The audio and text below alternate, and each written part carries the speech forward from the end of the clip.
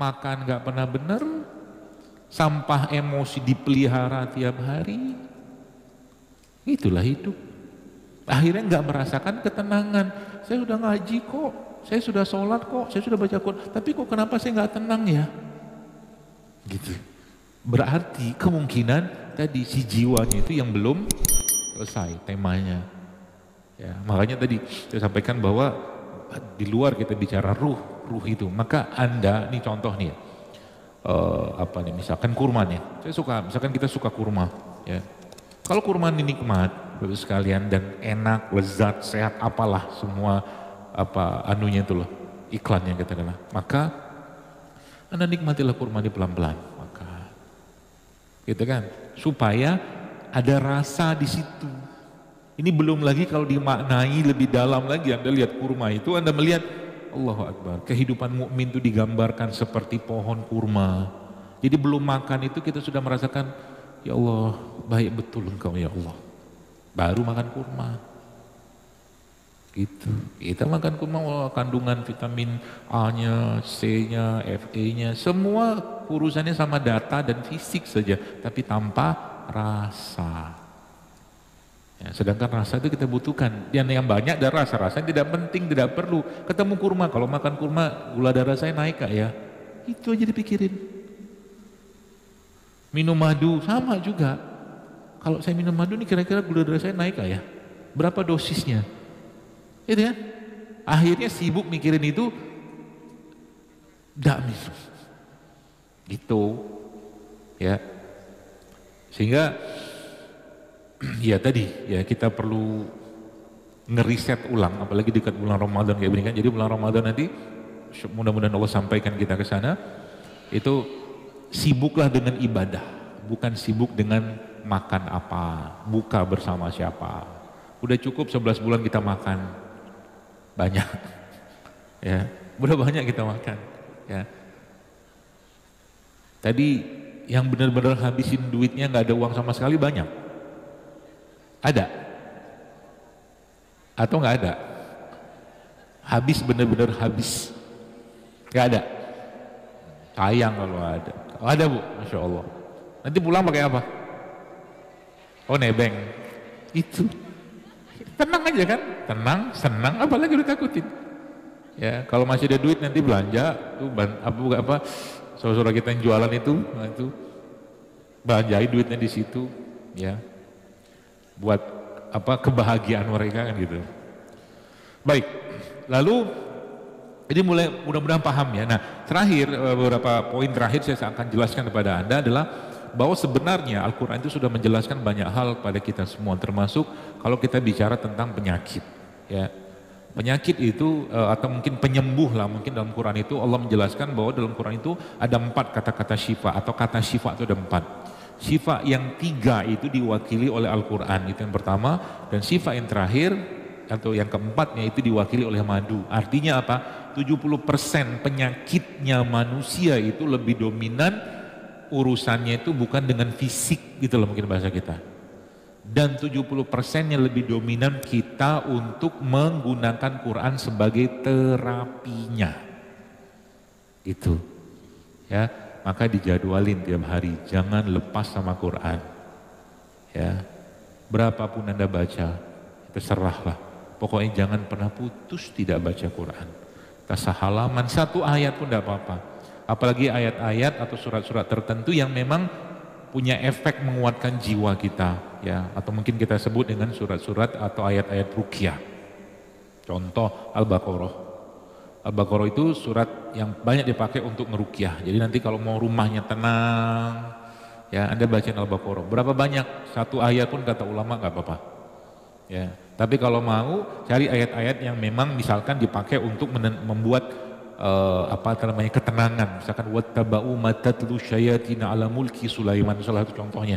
Atau ayat kursi atau 2-3 ayat terakhir di surat Al-Baqarah itu juga bisa.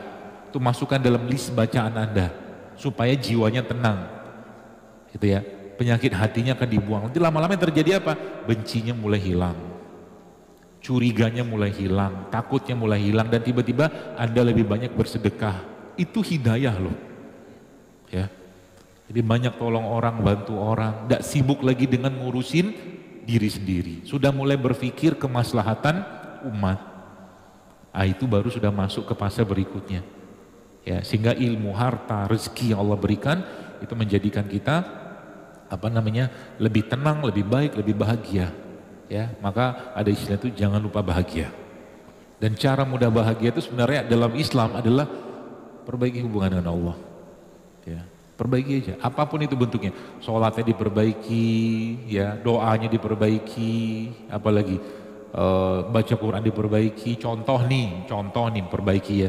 Biasanya baca Quran pakai daster misalkan. Ada orang kayak begitu. Ada. Janganlah. Beradablah dengan kitab yang mulia itu. Pakailah yang proper, yang benar. Tajilbab, tamu kena, pakai berwuduk dulu. Itu namanya adab.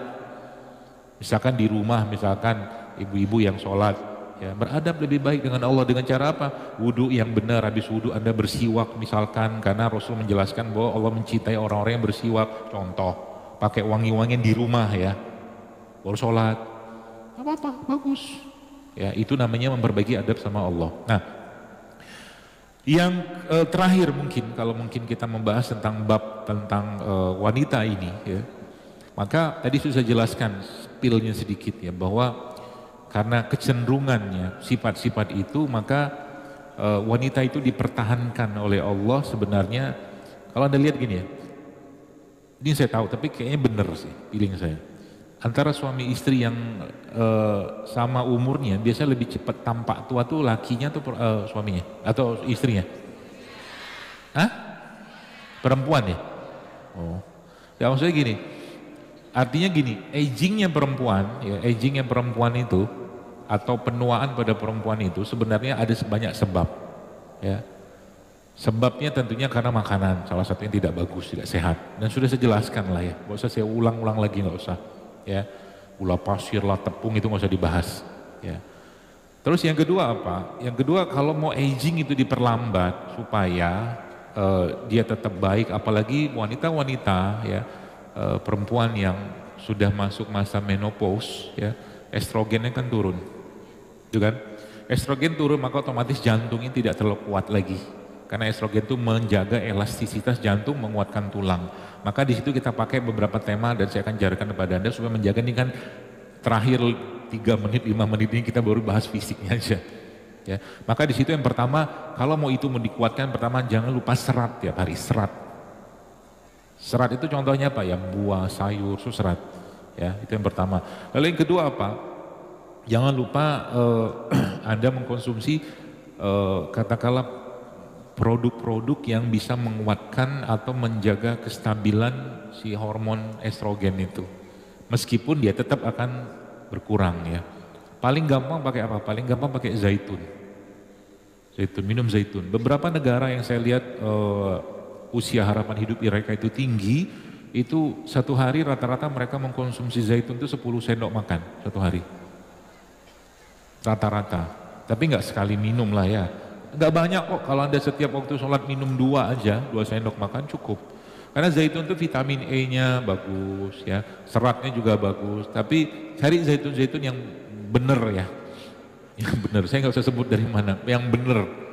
Sebab banyak zaitun yang katakanlah dicampur-campur lah, itu cari yang organik ya, seperti itu salah satunya. Kemudian beberapa jenis makanan ya, itu juga sebenarnya dia sangat baik ya, untuk menjaga tulang, bahkan menjaga elastisitas kulit. Contohnya misalkan sumber-sumber dari bengkuang itu bagus sebenarnya, bengkuang itu, atau mungkin juga alpukat juga bagus ya, atau juga kacang-kacangan, kacang hijau, kacang merah itu bagus ya. Untuk Anda konsumsi ya. Tambah madu, kalau madu nggak usah dibahas lah, saya kira mungkin masukkan di dalam menu Anda. Kemudian apalagi beberapa jenis katakanlah makanan-makanan tadi itu yang bisa menguatkan tulang ya, segala macam itu. Kaldu, kolagen Kolagen itu dia sebenarnya satu senyawa lah yang menjaga kekokohan tulang ya, sendi, nah itu ada pada kolagen. Dari mana kita bisa dapat kolagen? Banyak, paling gampang, nah ini ibu-ibu nih yang biasanya kan kalau sudah ya 50-60 tahun dengkulnya sakit, kemudian mereka akhirnya memutuskan untuk misalkan operasi, nah dicoba dulu pakai ini, minum ini, apa dia? Bone broth, kaldu tulang, ya. Kaldu tulang itu mau sapi boleh, mau kambing boleh, nah itu nanti direbus, sebagian sudah paham lah kan, kaldu tulang ya. Nah itu optimalnya setahu saya yang saya pahami dan saya pelajari itu 16 jam Anda rebus dia. Tapi api kecil aja, 16 jam, maka keluar semua tuh, magnesiumnya, apa tuh namanya, kolagennya, kalsiumnya itu akan keluar. Itu, dan itu akan jadi mungkin bukan obat sih, nutrisi yang sangat baik untuk mengencangkan kulit karena kolagen. Ya, itu. Sehari berapa banyak diminum? 100 cc. 100 cc itu ya botol gini lah. Nggak sekali minum juga. Boleh Anda campurkan ke berbagai makanan. Ya, itu bone broth. Ya, apa tuh namanya?